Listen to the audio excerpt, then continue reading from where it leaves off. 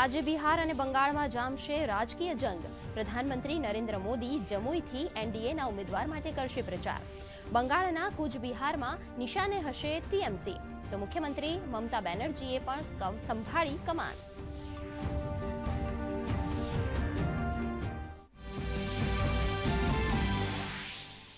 ભારતીય communist party CPIM આજે જાહેર કરશે ચૂંટણી ઢંઢેરો. ખેડૂતો, પછાત વર્ગ સહિત વિવિધ મુદ્દે વચનોની લાહણી કરે તેવી શક્યતા. તો બીજેપીના મેનિફેસ્ટોની બીજી બેઠકમાં પણ ગેરંટી મુદ્દે થશે ચર્ચા. તો કોંગ્રેસ 8 કરોડ પરિવારોને વહેંચી રહી છે ગેરંટી કાર્ડ. બીજા તબક્કામાં 12 રાજ્યોની 88 સીટો માટે ઉમેદવારી પત્ર ભરવાનો આજે છેલ્લો દિવસ. સતત ત્રીજી વખત મથુરા લોકસભા સીટ પરથી ભાજપના ઉમેદવાર હેમા માલિની નોંધાવશે ઉમેદવારી. તો મહાગઠબંધન વિરુદ્ધ પૂર્ણિયાથી પપ્પુ યાદવ ભરશે ફોર્મ. કોંગ્રેસના મહાસચિવ કેસી વેણુગોપાલ પણ ભરશે ઉમેદવારી પત્ર. લોકસભા ચૂંટણી પહેલા કોંગ્રેસને વધુ એક ઝટકો. પાર્ટીના સક્રિય પ્રવક્તા ગૌરવ વલ્લભે તમામ પદેથી આપ્યું રાજીનામું.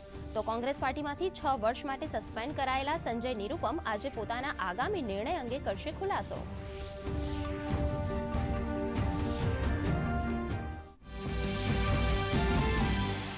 કેન્સરના દર્દીઓ માટે સારા સમાચાર.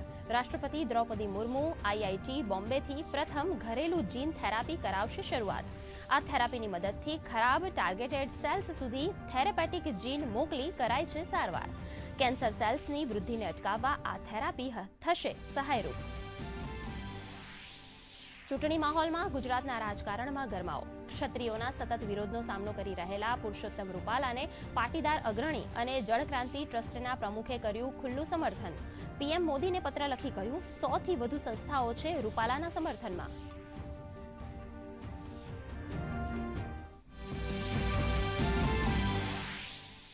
લોકસભા ચૂંટણી પહેલા કોંગ્રેસમાં ભંગાણનો ઘટનાક્રમ યથાવત. વિસનગર તાલુકાના 13 ગામના 350 થી વધુ કોંગ્રેસના કાર્યકરો અને સરપંચે ધારણ કર્યો કેસરિયો. કેબિનેટ મંત્રી ઋષિકેશ પટેલે કહ્યું લોકસભા ચૂંટણીમાં કોંગ્રેસમાંથી કોઈ ઉમેદવાર બનવા નથી કોઈ તૈયાર.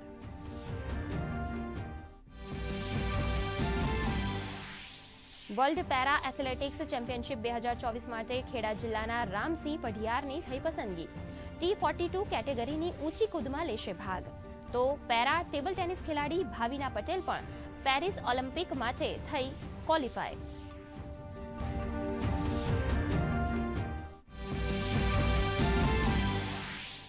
ઓલ ટાઈમ હાઈથી સરકીને સેન્સેક્સ અને નિફ્ટીમાં સપાટ ચાલ. સેન્સેક્સમાં 73,860 પર તો નિફ્ટી 22,400ની સપાટી પર કરી રહ્યો છે કારોબાર.